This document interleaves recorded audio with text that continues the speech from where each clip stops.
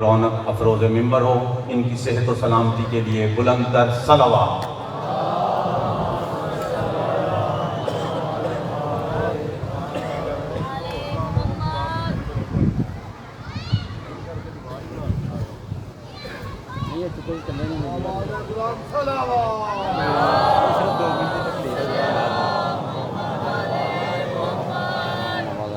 نعرہ تکبیر، نعرہ رسالت، کل ایمان، نعرہ حیدری، آواز بلند تر صلوات۔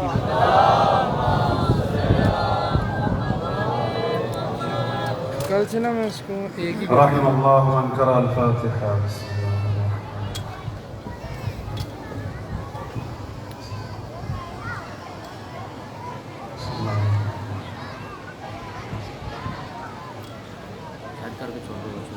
ٹھیک ہے۔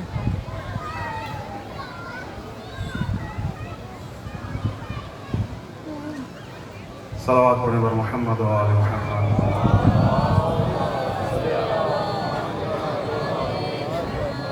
حسبنا اللہ و نعم الوکیل، نعم المولا و نعم النصیر، لا حول ولا قوة الا باللہ العلی العظیم۔ اعوذ باللہ من الشیطان اللعین الرجیم، بسم اللہ الرحمن الرحیم۔ الحمد للہ الذی خلق السماوات والارض وجعل الظلمات والنور ثم الذین کفروا بربهم یعدلون، والصلاة والسلام على سیدنا ونبینا وشفیعنا ومولانا ابی القاسم محمد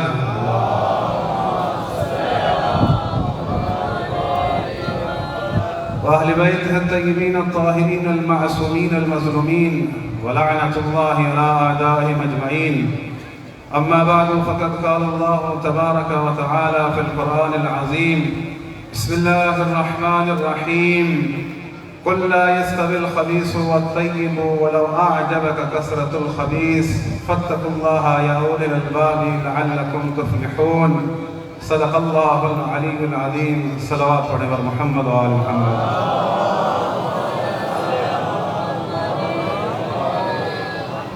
عزیزان محترم، ماہ محرم 1448 ہجری کی آج 2 محرم ہے اور ہماری یہ دوسری مجلس ہے۔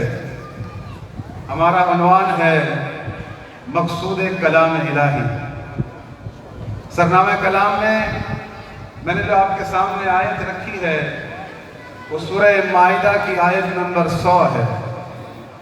اس آیت میں اللہ رب العزت اپنے پیغمبر محمد مصطفیٰ صلی اللہ علیہ وآلہ وسلم سے فرما رہا ہے کہ اے محمد، آپ ان سے کہہ دیں کہ خبیث اور طیب دونوں برابر نہیں ہوتے،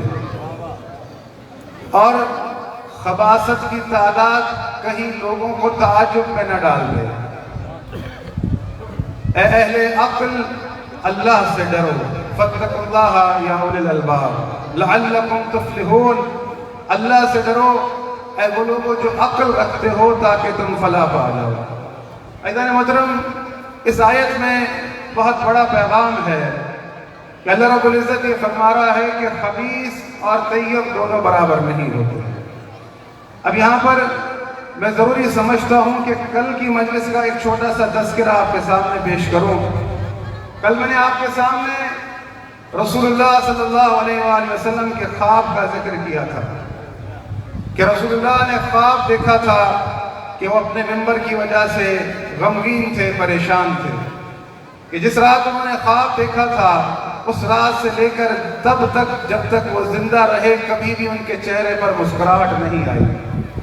اگر رسول اللہ کے ارادے میں اپنے ممبر کی کوئی وصیت نہ ہوتی تو رسول اللہ یہ خواب کیوں کر دیکھتے؟ رسول اللہ اپنے ممبر کی وجہ سے پریشان تھے کہ میرے ممبر کو چھین لیا جائے گا۔ عزیزان محترم، جہاں اس خواب کو اللہ نے قرآن میں ذکر کیا تو قرآن میں ذکر ہونے کے بعد یہ بات اور زیادہ ضروری ہو گئی تھی کہ رسول اللہ اپنے ممبر کی وصیت کریں اور لوگوں کو بتائیں کہ میرے ممبر کا وارث کون ہے۔ یہاں پر میرے سامنے نوجوان بیٹھے ہیں، یہ بات یاد رکھیے گا کہ کل میں نے آپ کے سامنے ذکر کیا تھا کہ اللہ کی باتیں سچائی اور عدل پر پوری ہیں، اور اللہ کی باتوں کو کوئی نہیں بدل سکتا۔ لا مبدل لکلماتی وہو السمیع العلیم، رب کی باتوں کو کوئی نہیں بدل سکتا۔ اللہ رب العزت یہ تقاضا کرتا ہے کہ افلا یتدبرون القرآن ام علی قلوب اقفالها، کہ یہ قرآن پر تدبر کیوں نہیں کرتے، کیا ان کے دلوں پر قفل لگے ہیں؟ عزیزان محترم، جہاں اللہ رب العزت نے ہمیں ماضی کے قصے سنائے اور ہمیں انبیاء کے قصے سنائے، اور جو لوگوں نے رویہ رکھا انبیاء کے ساتھ، وہ سارا کا سارا ہمیں سنایا۔ اس سنانے کا ہدف یہ تھا کہ جو ماضی کے لوگوں نے غلطیاں کی وہ تم نہ کرنا۔ تمہیں آگاہی دی جا رہی ہے، تمہیں بتایا جا رہا ہے کہ جو چیزیں انہوں نے کی وہ تم نہ کرنا۔ میں آپ کے سامنے ایک آیت پیش کر رہا ہوں۔ حضرت موسیٰ کو کون نہیں جانتا؟ اگر قرآن میں سب سے بڑھ کر اگر کسی کا قصہ ہے تو حضرت موسیٰ علیہ السلام کا ہے۔ اللہ رب العزت اس بات کو ضروری سمجھتا تھا کہ یہ باتیں ہمیں بتائے کہ جب موسیٰ دنیا سے جانے والے تھے، اللہ رب العزت نے بنی اسرائیل سے عہد لیا۔ آپ کی توجہ ذرا محترم، اللہ رب العزت نے بنی اسرائیل سے عہد لیا۔ کیا عہد لیا؟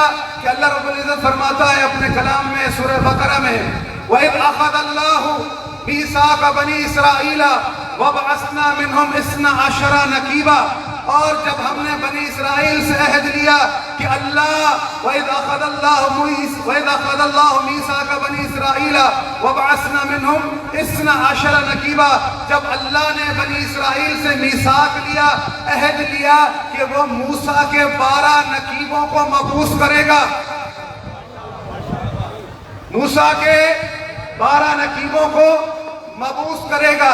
وَبَعَثْنَا مِنْهُمْ اثْنَا عَشَرَ نَقِيبًا، اللہ کس سے عہد لے رہا ہے؟ بنی اسرائیل سے۔ کیا رہا ہے کہ جب ہم نے بنی اسرائیل سے عہد لیا کہ ہم موسیٰ کے 12 نقیب مقرر کریں گے، موسیٰ کے 12 نقیب مبعوث کریں گے، یعنی اللہ رب العزت کے لیے یہ ضروری تھا کہ ہمیں بتائے کہ اللہ نے موسیٰ کے نقیب خود چنے تھے، خود مبعوث کیے تھے۔ اللہ کے ارادے میں تھا کہ موسیٰ کے بعد 12 نقیب مقرر کرے۔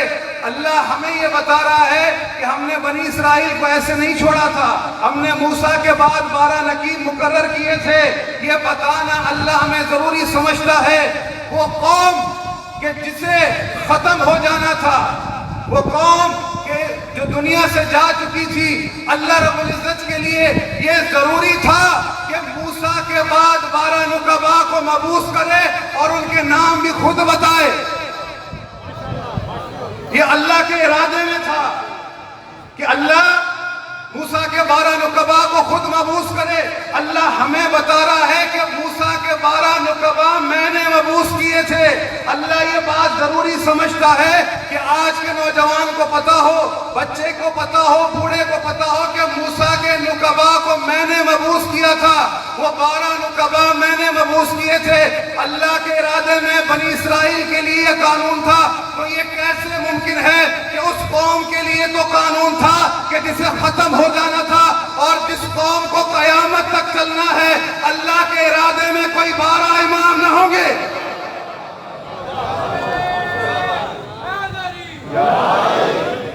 جس قوم کو ختم ہو جانا تھا، اللہ نے اس قوم کے لیے تو 12 نقباء رکھے، 12 نقیب رکھے، تو جس قوم کو قیامت تک چلنا ہے، اللہ کے ارادے میں محمد مصطفیٰ کے بعد کوئی وصیت نہیں ہے۔ اللہ نے ان نقباء کے نام بتائے، خود مبعوث کیے۔ جس طرح اللہ نے بنی اسرائیل کے نقباء کو مبعوث کیا، اسی طرح اللہ نے خود محمد مصطفیٰ کے نقباء کو مبعوث کیا۔ اسی طرح اللہ نے خود رسول اللہ کے اوصیاء کو مبعوث کیا ہے۔ یہ اللہ کی روش ہے، یہ اللہ کی سنت ہے۔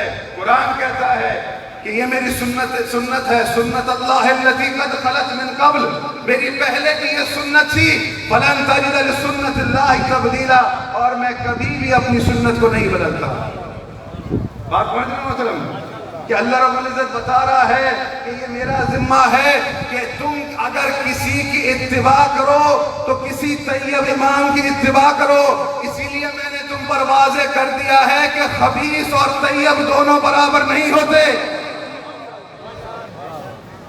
بات سمجھ رہے ہو محترم؟ یہ روش خدا آپ کو بتانا چاہ رہا ہوں. سنت خدا کیا ہے کہ یہ قرآن کی آیتیں در حقیقت سیکھنے کے لیے ہیں، سمجھنے کے لیے ہیں کہ دین خدا کیا ہے.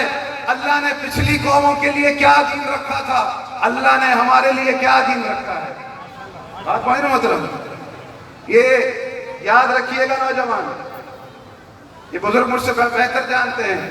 یہ آپ کے لیے محنت کرتا ہوں، یہ آپ کے لیے سناتا ہوں آیات تاکہ آپ سیکھیں کہ اللہ رب العزت نے گزشتہ انبیاء کے سلسلے کے بارے میں کیا کہا ہے، اللہ رب العزت نے کس طرح ان کو عظمت عطا کی ہے.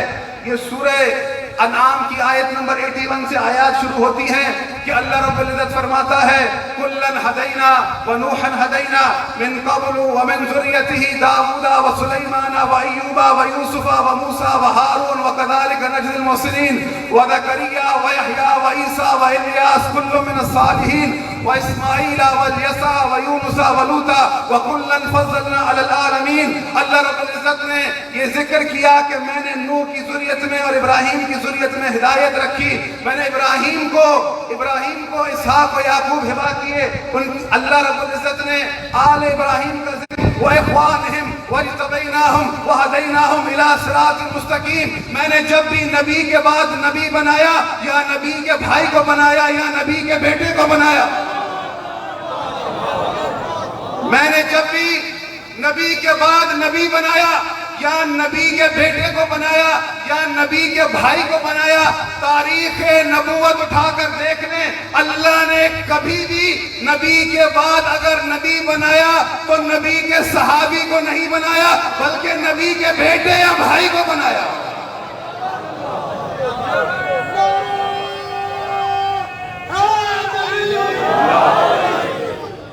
بات پہنچ رہا مطلب یعنی اللہ کی روش ہے کہ اللہ بتا رہا ہے کیوں نبی طیب ہوتا ہے تو یہ عہدہ نبوت طیبین میں ہی جائے گا.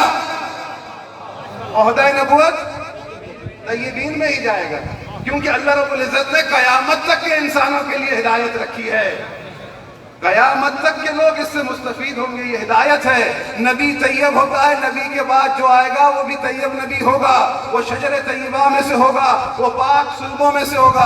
بات پہنچ رہی ہے ذرا محترم؟ تو جہاں اللہ رب العزت نے گزشتہ انبیاء کے لیے یہ قانون رکھا تو اب ایسا کیا ہوگا کہ جب محمد مصطفیٰ مبعوث ہو گئے تو یہ قانون بدل جائے گا. بات پہنچ محترم؟ یہ قانون کیسے بدل سکتا ہے؟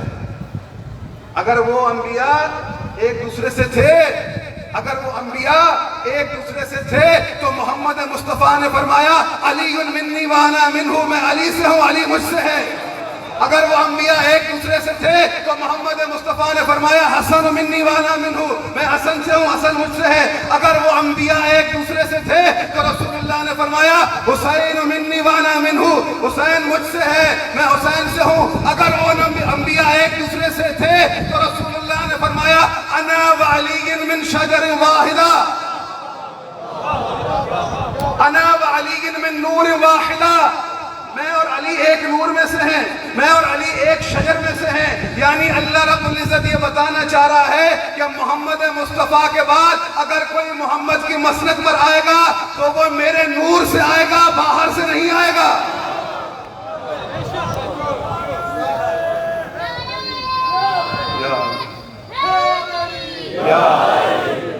علی کی ولایت پہ ہے پورا یقین. جسے سمجھ آئے میرے ساتھ ضرور بولو. علی کی ولایت پہ ہے لا الہ الا اللہ آدم صفی اللہ، لا الہ الا اللہ نوح نجی اللہ، ابراہیم خلیل اللہ، اسماعیل ذبیح اللہ، موسیٰ کلیم اللہ، داؤد خلیفہ. نے ابراہیم کی ذریت میں انبیاء کو گنا، پھر ان کو دیے ہوئے فضل کا ذکر کیا.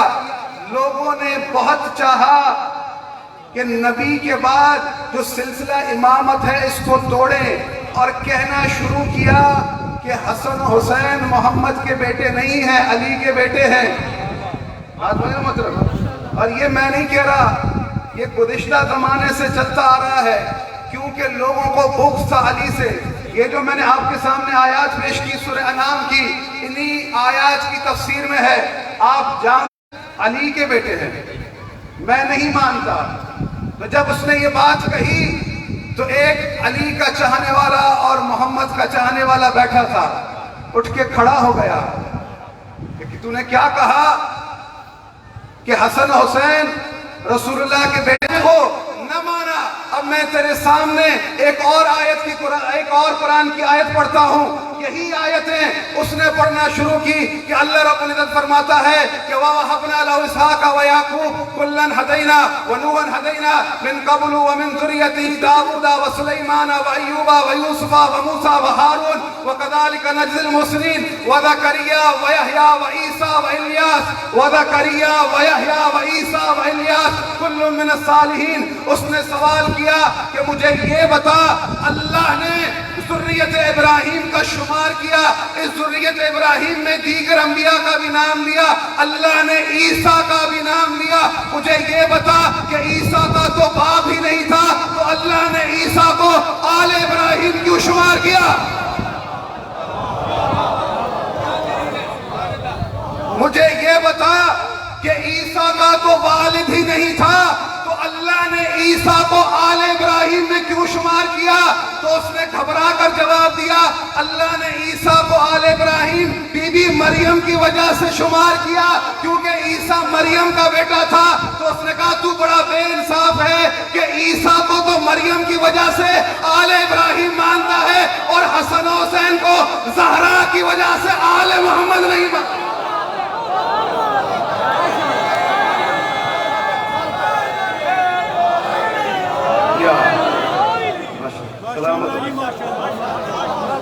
تو عیسیٰ کو تو مریم کی وجہ سے آل ابراہیم مانتا ہے اور زہرا کی وجہ سے حسن حسین کو محمد کا بیٹا نہیں مانتا۔ تو اس نے کہا کہ یہ جو علی کے چاہنے والے ہیں ان سے بحث میں کوئی نہیں پہنچ سکتا۔ تو بعض اوقات ہر کسی کا اپنا ایک وہ ہے، میں نے شاید پہلے بھی عرض کیا تھا کہ جس کے دل میں محبت ہو، عشق علی بستا ہو، خدا کی قسم بچہ بھی ہمارا ہو تو عالم بن جاتا ہے۔ خدا کی قسم ہر شخص کا اپنا ایک لیول ہے، آپ نے بھی نوٹ کیا ہوگا، میں بھی نوٹ کرتا ہوں، بعض اوقات کوئی چیز ذہن میں ہوتی نہیں ہے، یہاں سے کسی نے کچھ بولا، دوران مناظرہ ایسا 1000 دفعہ ہوا ہے کہ یہاں سے کسی نے کچھ بولا، پتہ نہیں ہوتا کہ بولیں گے کیا، لیکن ایسا محسوس ہوتا ہے کہ کوئی برابر میں کھڑا کہہ رہا ہے کہ یہ آیت پڑھ، کوئی برابر میں کھڑا ہو کر کہہ رہا ہوتا ہے یہ حدیث سنا، تو یہ ہمیشہ مددگار ہیں اور مددگار رہتے ہیں۔ اپنی وکالت کے لیے اپنے محبین کے پاس جمع رہتے ہیں، اب کوئی وکالت کرنے والا ہو، بات پڑھی نا محترم، ایک صلوات پڑھیں پر محمد و آل محمد۔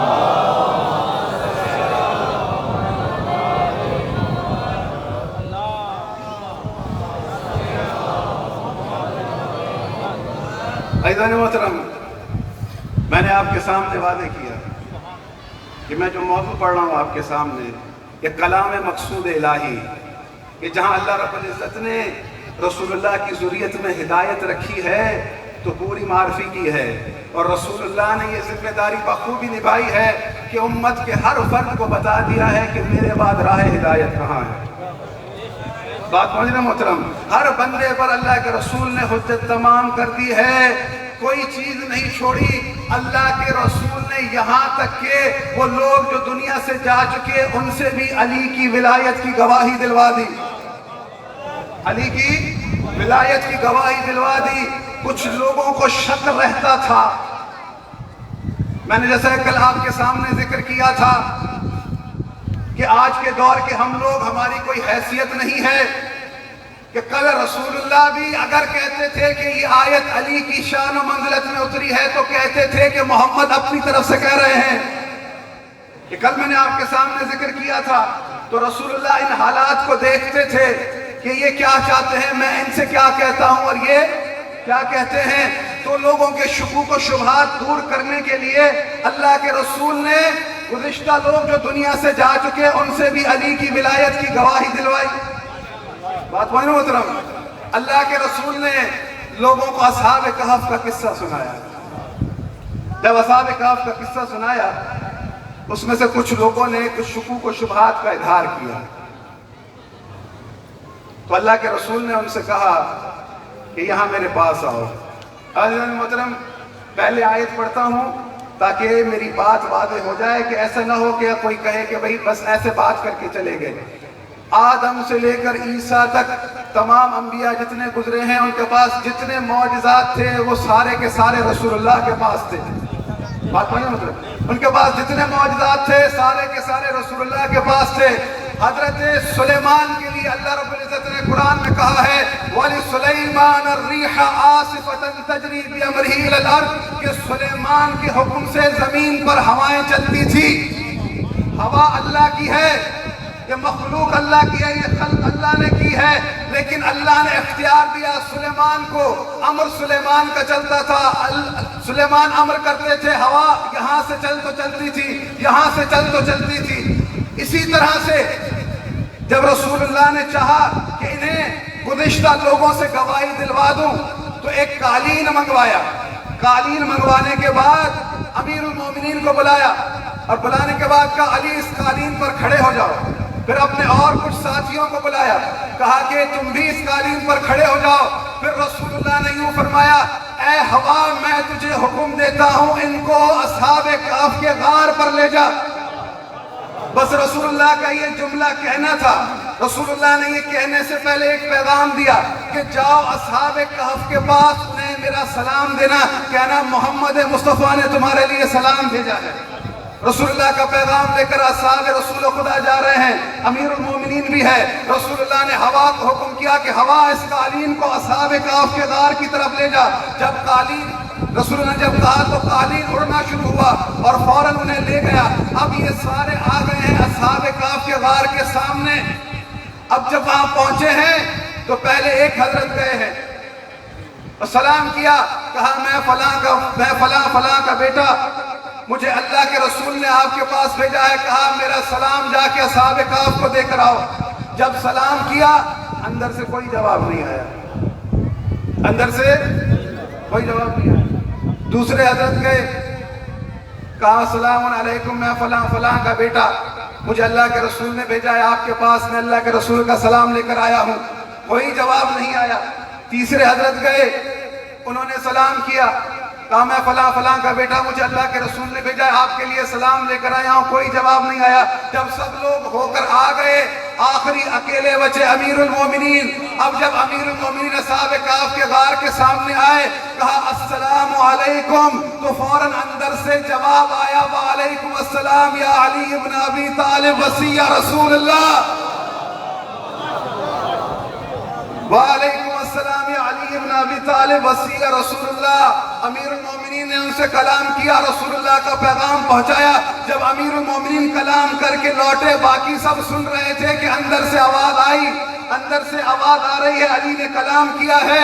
جب امیر المومنین لوٹے تو امیر المومنین سے کہا کہ علی ہم نے سلام کیا, انہوں نے ہمارے سلام کا جواب نہ دیا, آپ نے سلام کیا اور آپ کے سلام کا فوراً جواب دیا. تو امیر المومنین نے کہا کہ اس کا جواب تو وہ دیں گے جنہوں نے تمہیں جواب نہ دیا. اس کا جواب تو وہ دے سکتے ہیں کہ جنہوں نے تمہیں جواب نہ دیا. اگر تم تسلی چاہتے ہو کہ کیوں جواب نہ دیا تو آؤ میرے ساتھ. دوبارہ آئے, غار کے سامنے کھڑے ہوئے امیر المومنین, فرمایا کہ میرے ساتھی مجھ سے کہہ رہے ہیں کہ ہم نے سلام کیا, آپ نے جواب نہیں دیا, اور میں علی نے سلام کیا تو آپ نے فوراً جواب دیا. اندر سے آواز آئی علی اپنے ساتھیوں کو کہہ دیں یا تو ہم نبی کو جواب دیتے ہیں یا نبی کے وصی کو جواب دیتے ہیں.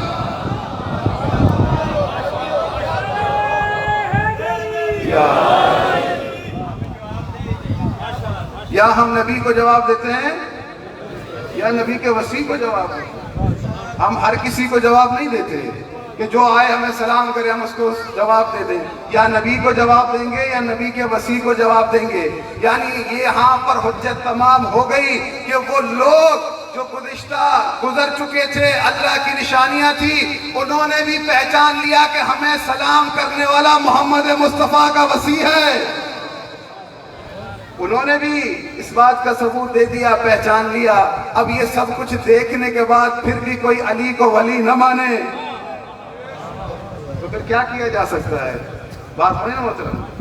دیکھیں یہ اللہ کے رسول نے ہر طرح سے وضاحتیں کی ہیں. میں کل سے آپ کو آیات قرآنی سنا رہا ہوں، اور اللہ رب العزت نے یہ ہدایت کا سلسلہ اپنے پاس رکھا ہے اور لوگوں پر ہر طرح کی حجت قائم کر دی گئی تھی. اور اللہ رب العزت نے، جیسا کہ میں نے کل آپ کے سامنے عرض کیا تھا کہ قرآن اپ ٹو ڈیٹ کتاب ہے. آج بھی اگر اس سے آپ پوچھیں گے، عشق علی میں پڑھیں گے تو ضرور قرآن آپ سے کلام کرے گا، جواب دے گا. یہ ممبر سے آج پہلی دفعہ آیت سنا رہا ہوں، اس سے پہلے میں نے نہیں پڑھی. کہ دیکھیں اللہ کیسے بندوں کو سمجھا رہا ہے. کیونکہ کچھ لوگ یہ چاہ رہے تھے کہ محمد مصطفیٰ کے بعد رسول کی مسند کا فیصلہ ہم کریں، ہم اس کام میں شریک ہوں. تو اللہ رب العزت نے آیت اتاری، میں اپنے لفظوں کا ذمہ دار ہوں. آیت کیا اتاری؟ سورہ روم کی آیت ہے. آیت کا نمبر میں آپ کو بتا دیتا ہوں کہ سورہ روم کی آیت ہے. معذرت کے ساتھ یہ اندھیرا ہے، مجھے نظر نہیں آ رہا، میں نمبر لکھ کے رہا. اگر کوئی نوجوان پوچھے گا تو میں ضرور اس کا نمبر بھی بتاؤں گا. سورہ روم کی آیت ہے. میں تمہاری مثال دیتا ہوں. هل لكم مما ملكت ايمانكم من شركاء هل لكم مما ملكت ايمانكم من شركاء فانتم في تخافونهم كخيفتكم انفسكم. میں تمہیں تمہاری مثال دیتا ہوں کہ یہ تمہارے مملوک ہیں، تمہارے